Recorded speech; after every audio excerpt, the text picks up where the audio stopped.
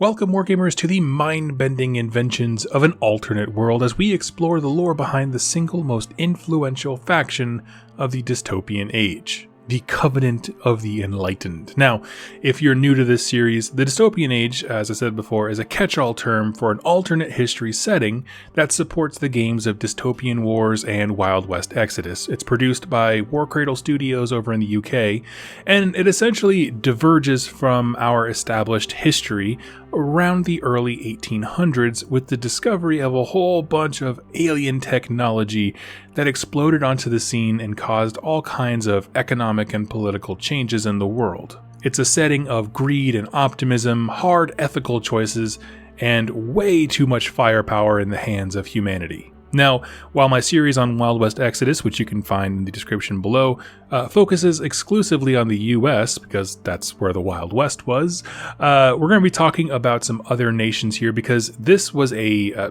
pin of intellectual, grenades that essentially affected everything globally. Everything changed, and no other faction had as much to do with the twisting of our timeline as today's subject, the Covenant of the Enlightened. And so, we're going to ask the question, who are the Covenant? I'm going to call them Covenant for short, just so I don't lose my mind here.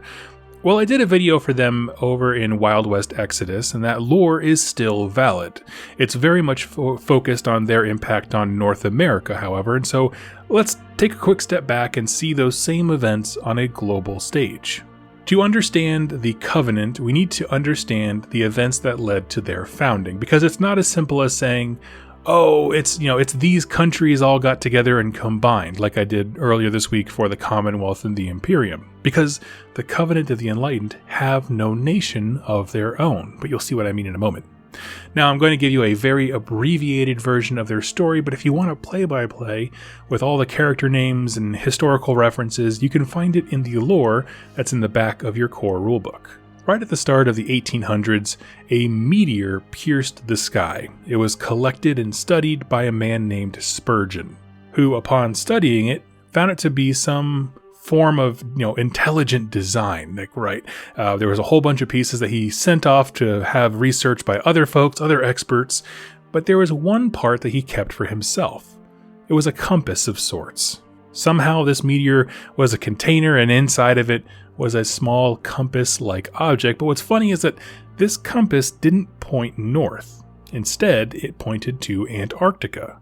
Now, this man, Spurgeon, was a well-respected scientist and a member of a large international community of thinkers, engineers, scientists known as the AMIS. And with their support, he launched an expedition down to Antarctica to see what the compass was pointing towards, and it was there that he discovered the Vault, a colossal subterranean space full of alien technology, inventions that seemed like magic, and weapons of untold destruction, and also tools for unparalleled prosperity. The singular discovery of the Vault itself is what kicked off the entire setting that we know as the Dystopian Age, a time where Victorian-era values and personalities and policies met with deep science fiction and even cosmic horror elements. And our faction here singularly spawned a very important question. What the hell do we do with all this? Right? They just opened the Pandora's box, at least, the technological version of it. The things inside the Vault were hundreds of years ahead of their time. I mean, the minds that found this, the AMIS, the collection of, smart people basically, were able to quickly reverse engineer and made huge scientific strides that we wouldn't naturally achieve for, again, centuries. They learned how to split the atom. They learned how to control weather. All these ridiculously out there things. But keep in mind, the AMIS is a collection of, like I said, it's a loose affiliation of great inventors, but they aren't like a nation. They're not beholden to anything. They're citizens of wherever they live. They're just people. And so immediately, this entire group of nerds essentially needs to make some real tough choices. Okay, so we just discovered all this technology. Do we share it with the world?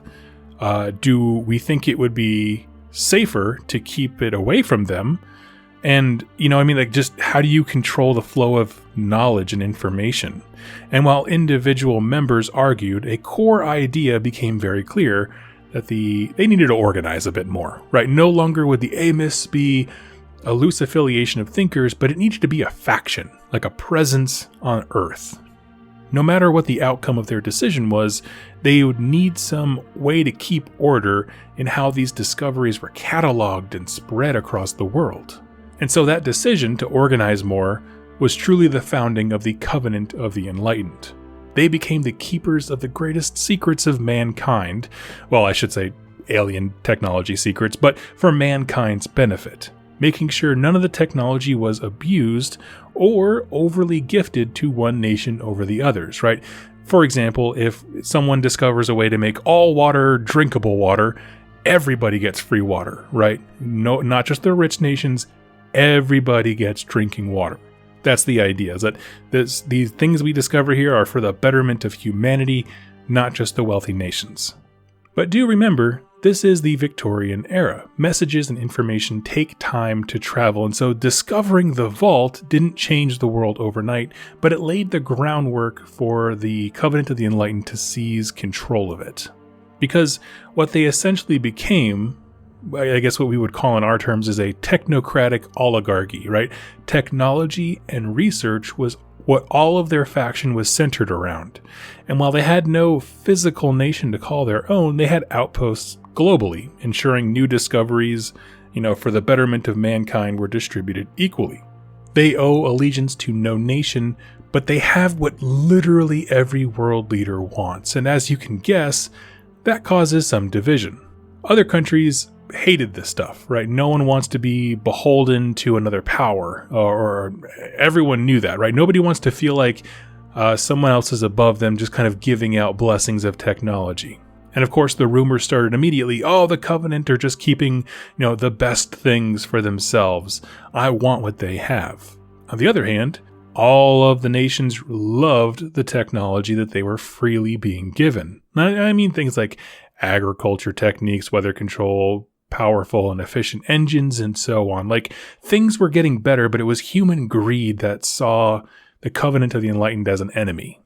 But over time, the frustration of some of the members of the Covenant outweighed their convictions for safety, because their ability to reverse engineer discoveries was quickly outpacing their ability to spread them out fairly. And so over time, the Covenant became hoarders or defenders, depending on your perspective, of some terrible technologies.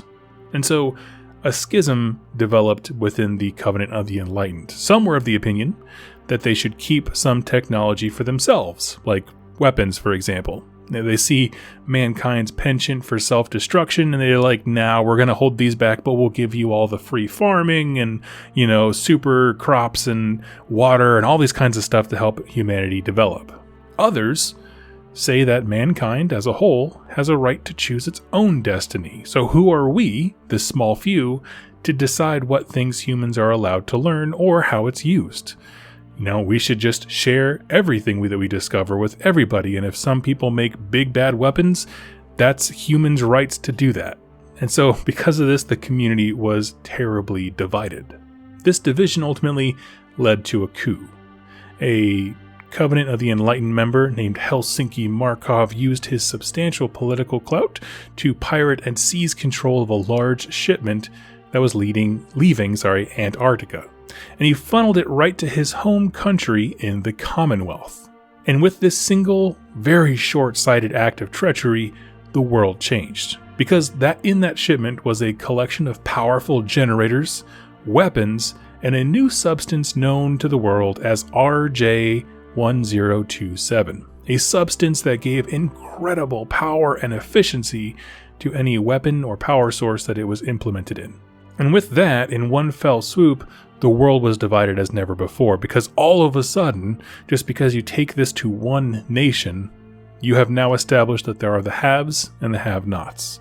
And the Covenant of the Enlightened, who up to this point has acted as custodians of knowledge, were at a loss for how to act, right? The cat's out of the bag. Control was spinning out of their hands, and one member, ultimately named Carpathian, sailed to the US hoping to use Covenant technology to seize control of the Wild West part of the US, which is basically the story of the Covenant in Wild West Exodus.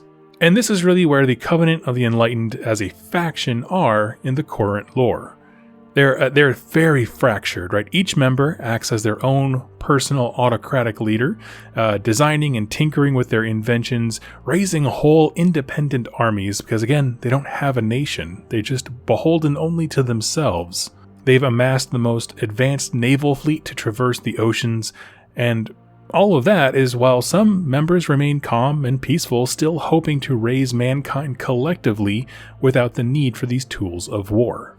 And so let's take a moment here and talk about why are the Covenant of the Enlightened so cool? Well, one thing that I like about them, quite frankly, as opposed to many of the other histories that we covered, is that they have some very interesting moral dilemmas, right?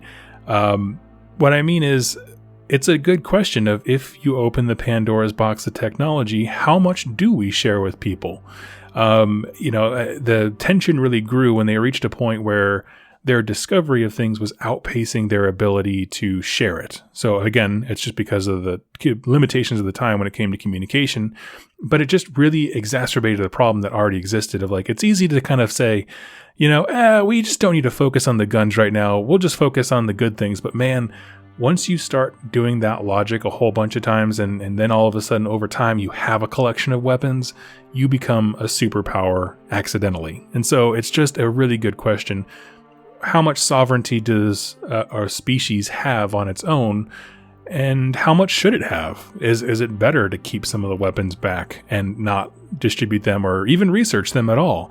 But then again, who are you to tell anybody that they can't have or can't research something that doesn't really have an owner, right? The owner is the aliens who crashed and died. It's an odd origin story that I love. It's a group of nerds who turn into a superpower all of its own, and I just think that's the greatest thing ever. But in that very humble origins, they've also seen technology run amok. They've had civil wars, the U.S. Civil War, if you're not familiar from the Wild West Exodus series. Basically, this guy Carpathian goes to the U.S. and he starts selling weapons to the Confederates and the Union, which is the two factions from the American Civil War. I have a global audience. If you don't know, that's the two factions. Basically, he keeps selling them bigger and better weapons in the hopes that they'll just annihilate each other, like truly annihilate each other. And so the idea was he was just going to let the U.S. kill itself, and then he would claim all of America as Covenant territory. So that's rough, right? Can we just say that that's probably not a nice thing to do? But between his actions there, we have Markov, who funneled technology straight to the Commonwealth, which is a mega power in the world stage. It's just, it all started because a couple of nerds wanted to research something. You know what I mean? It's just an interesting story of they have the most interesting moral dilemmas and the complex cause and effect chain that led to terrible disasters. And at the end of it, I still like that they're a faction that's divided. Some people want to help. They still think that, we can, fix things by raising humanity to a higher level. Once we have satisfied all of our base needs, we won't need war. It'll be great. So they're focusing on the altruistic side of things, whereas others are like, no, the cat's out of the bag.